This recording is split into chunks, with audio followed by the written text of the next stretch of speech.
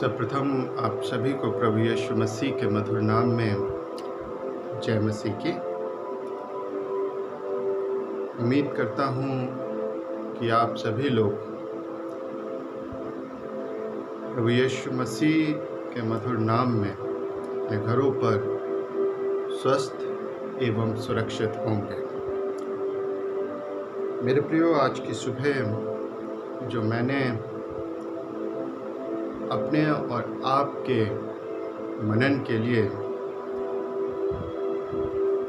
वचन लिया है,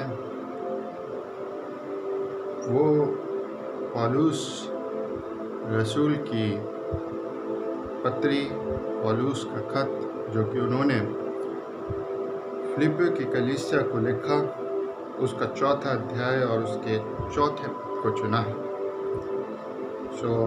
आप सब मेरे साथ पढ़ने के लिए निकाल लें।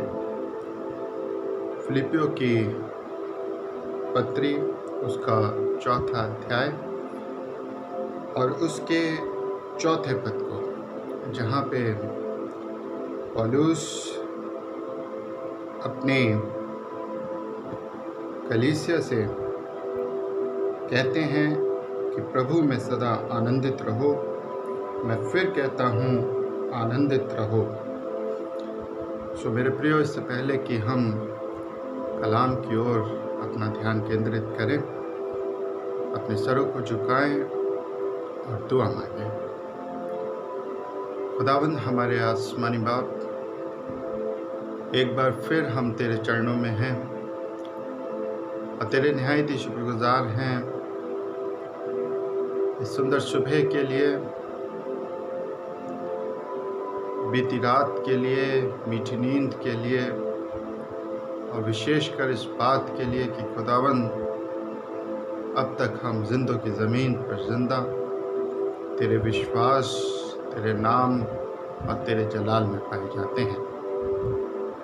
हाँ खुदावंद, आज की सुबह सर्वप्रथम इन तमाम बातों के लिए और ज़िंदगी की जुड़ी हर एक बात के लिए हम तेरा शुक्र अता करते हैं और विशेषकर दुआ करते हैं एक बार फिर इस कलाम के लिए। उन्नत पिता परमेश्वर की आज का जो कलाम है वो तेरे दास के द्वारा नहीं, वरन खुदावंद तेरे पवित्र आत्मा के द्वारा बोला जाए। और ये भी दुआ करते हैं कि खुदावंद आज सुबह का जो कलाम है वो हमारी ज़िंदगी के लिए आशीष, बेहतरी का कारण बने। खुदावंद आप हमारी इस दुआ को सुने और ग्रहण करें। हमारे उद्धारकर्ता प्रभु यीशु ख्रीस्त के वसीले से मांगते हैं, आमीन।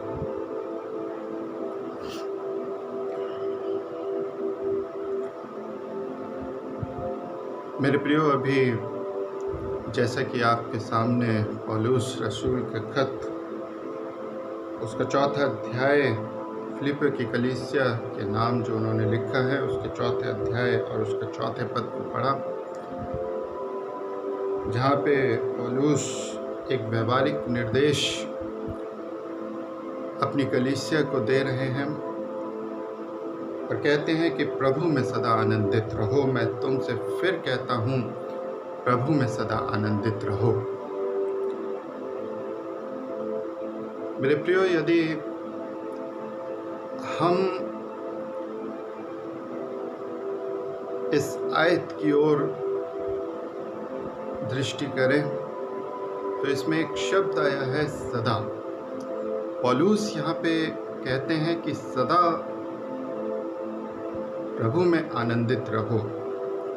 पौलुस कहते हैं कि हमेशा, निरंतर, जब तक जीवन है, जब तक शरीर में आपके प्राण हैं, तब तक आप प्रभु में सदा आनंदित रहो। लेकिन मेरे प्रियो, जब हम मौजूदा समय को देखते हैं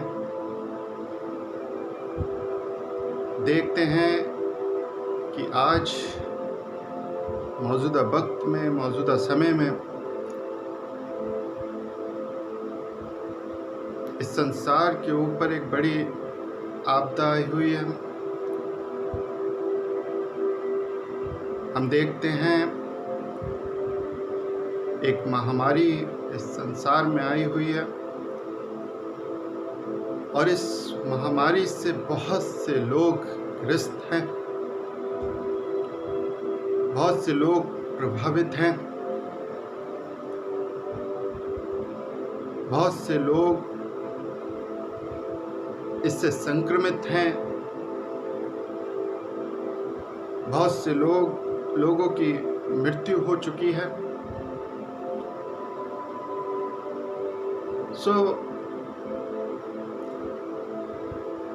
क्या वो परिवार जिनके परिवार का कोई सदस्य इस महामारी से संक्रमित है, या वो लोग जो इस महामारी की चपेट में हैं,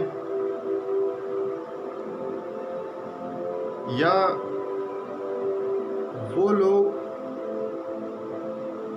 जो इस वक्त इस महामारी के कारण जो भूखमरी इस संसार में पैदा हो रही है धीरे धीरे, उस भूखमरी का हिस्सा बन रहे हैं। क्या वे लोग जिनके रोजगार छिन रहे हैं इस महामारी के कारण, क्या ये तमाम लोग जो इस महामारी से प्रभावित हो रहे हैं, क्या ये तमाम लोग इस वक्त प्रभु में आनंदित रह सकते हैं? क्या प्रभु में खुश रह सकते हैं? वे लोग जिनके परिवारों से उनका अजीज इस महामारी ने छीन लिया, क्या वे लोग खुश और आनंदित रह सकते हैं? मेरे प्रियो, बहुत ही मुश्किल है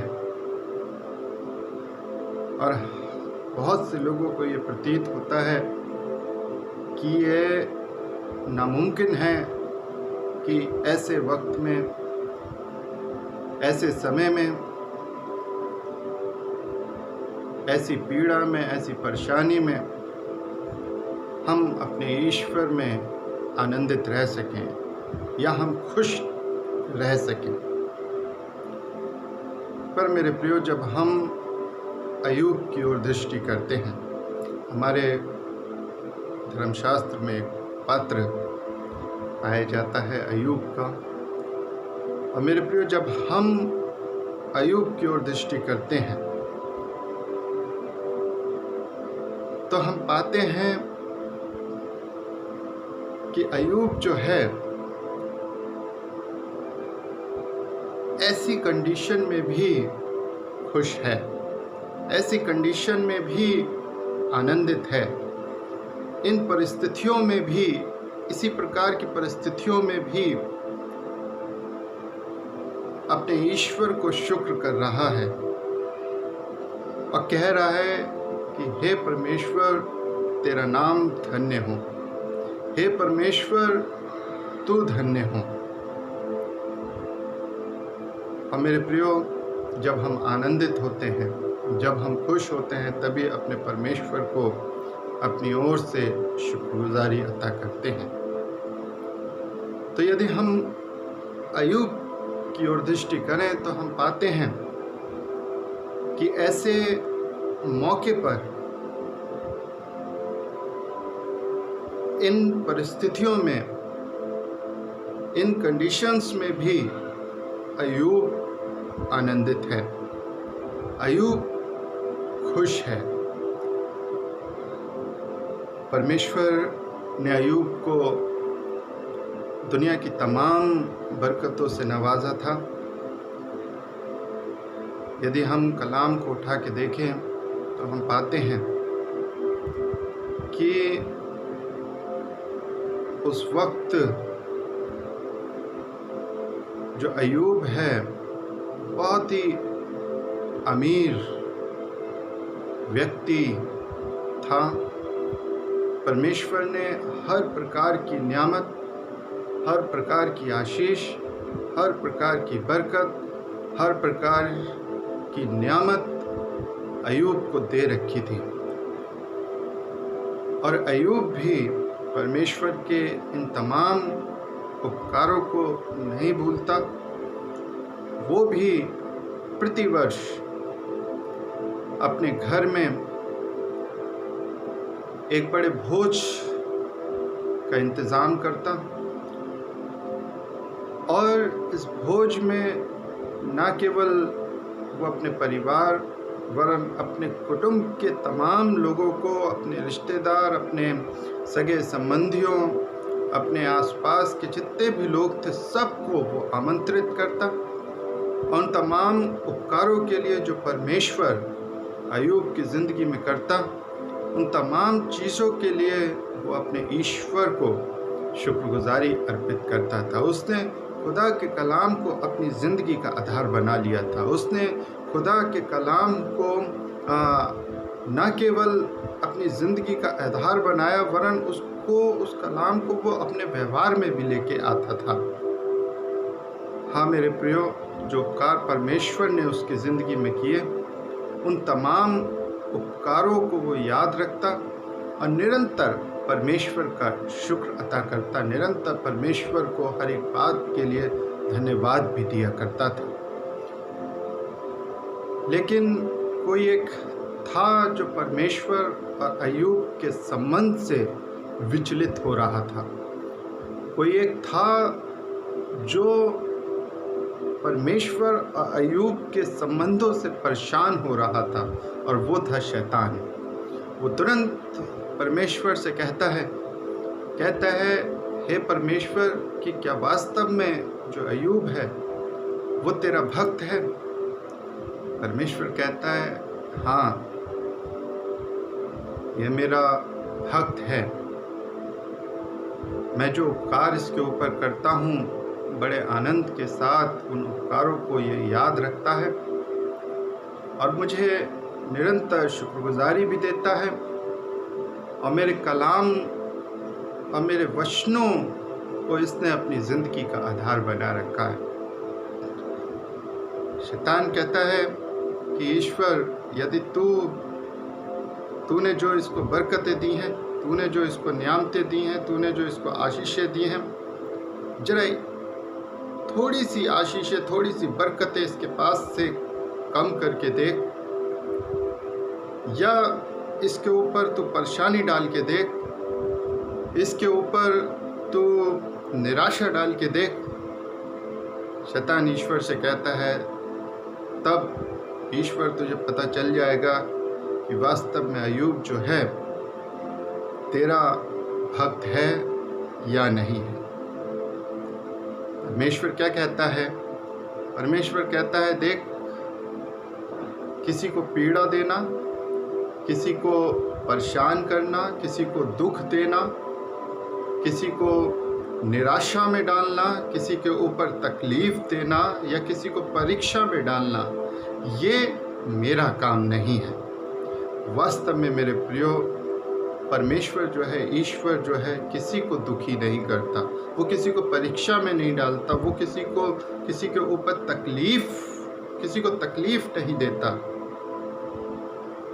पर मेरे प्रियो, जो तकलीफ़ें हम पर आती हैं, जो इंसान की ज़िंदगी में आती हैं, जो परेशानियां इंसान की ज़िंदगी में जो परीक्षाएं इंसान की ज़िंदगी में आती हैं, वो तमाम चीज़ें इंसान स्वयं अपने लिए अर्जित करता है।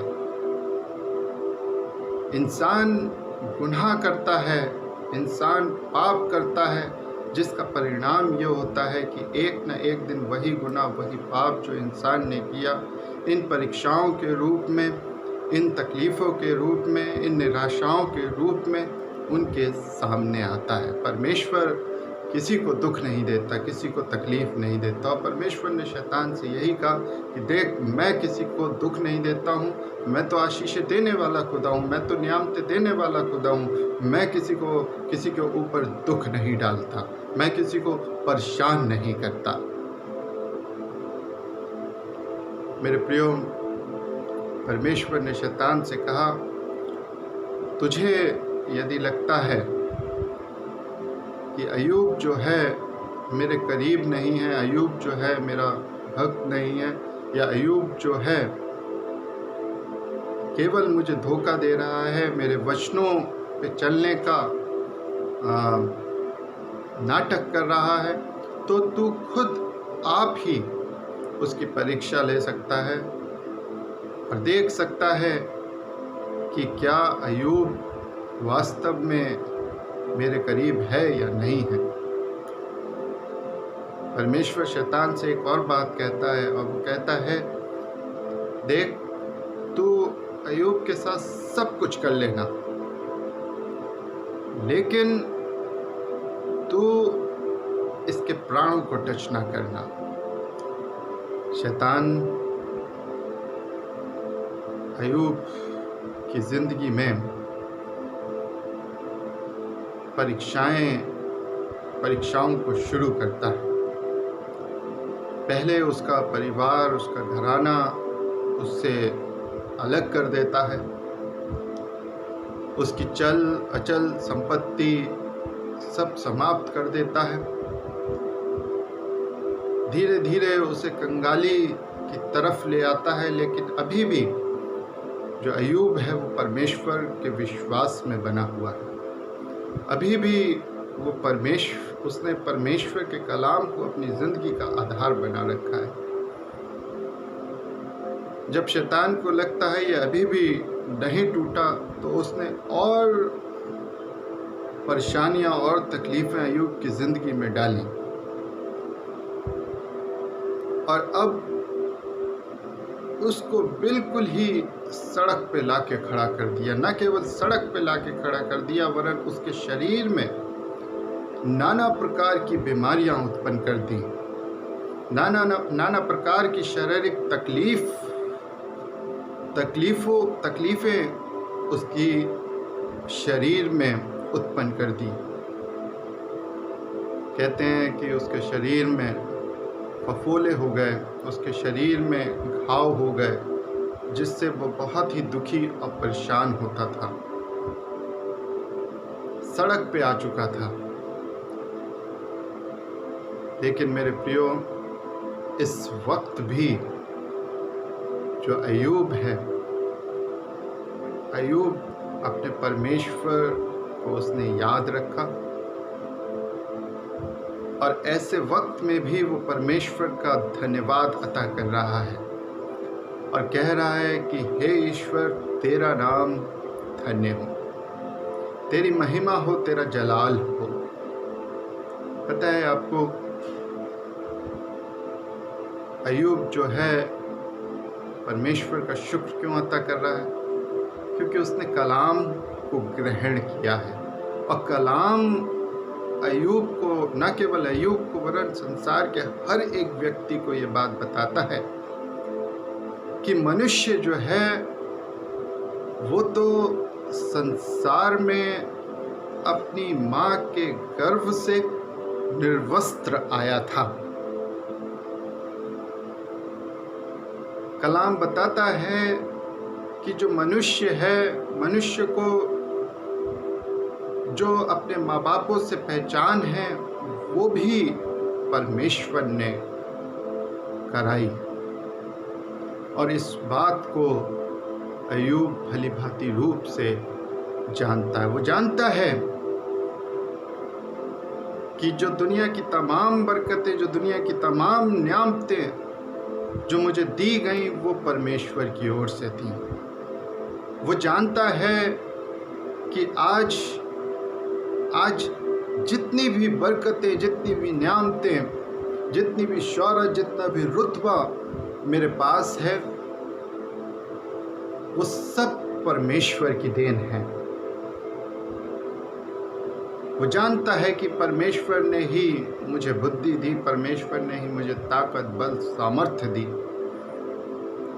और वो जानता है कि आज यदि तमाम चीज़ें परमेश्वर ने मुझसे ले ली हैं तो मैं दुखी क्यों हूँ। हाँ मेरे प्रियो,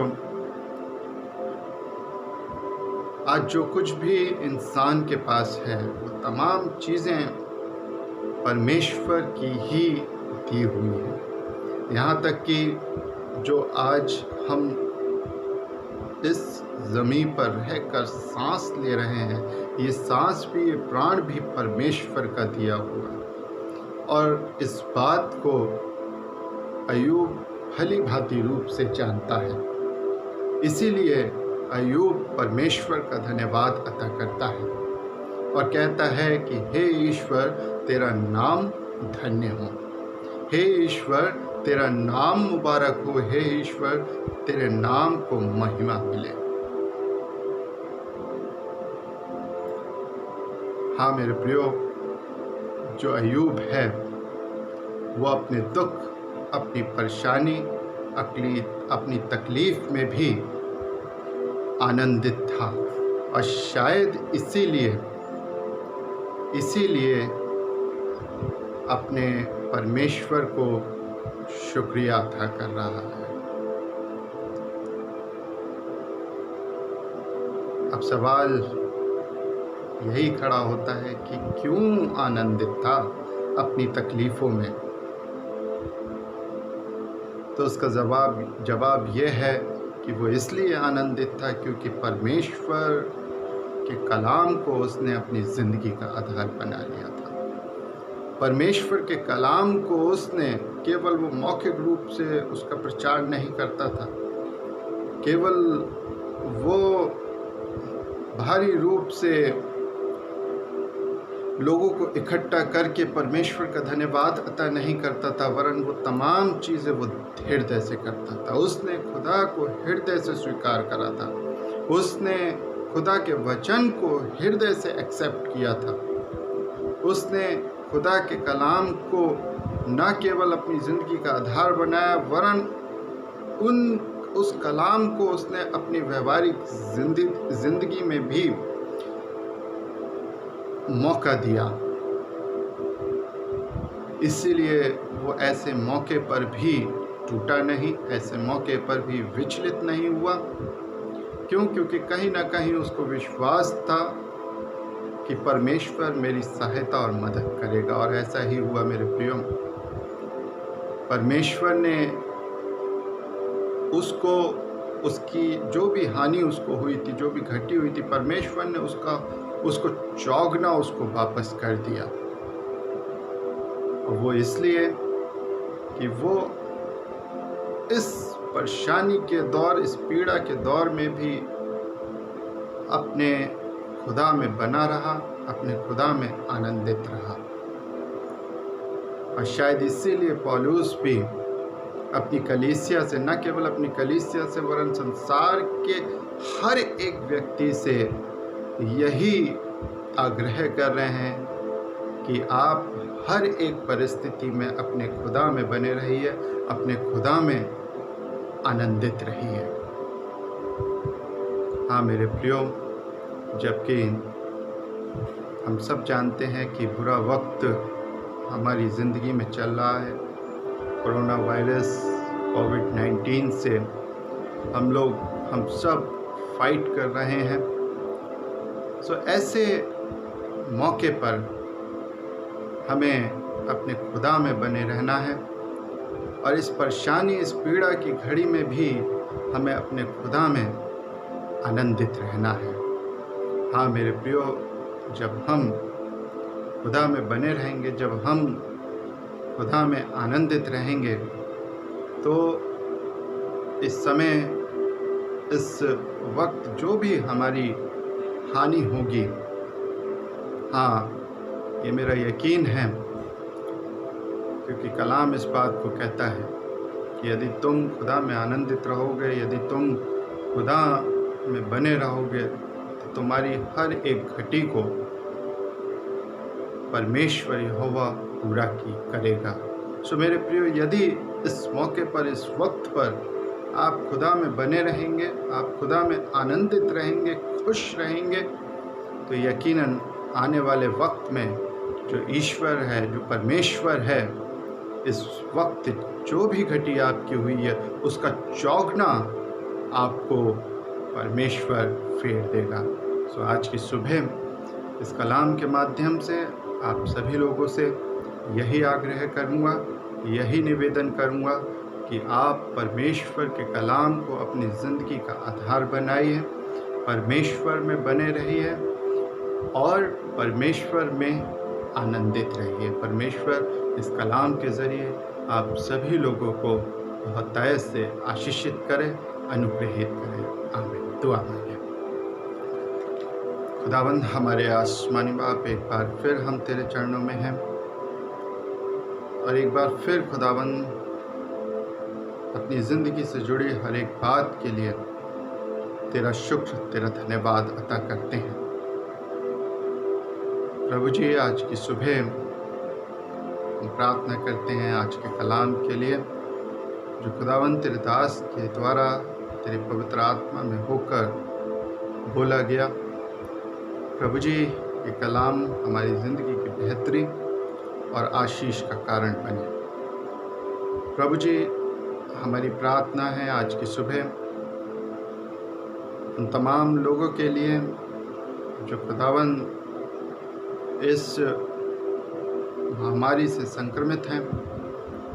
प्रभु जी, आप उनको आशीषित करें, आप उनको छुएं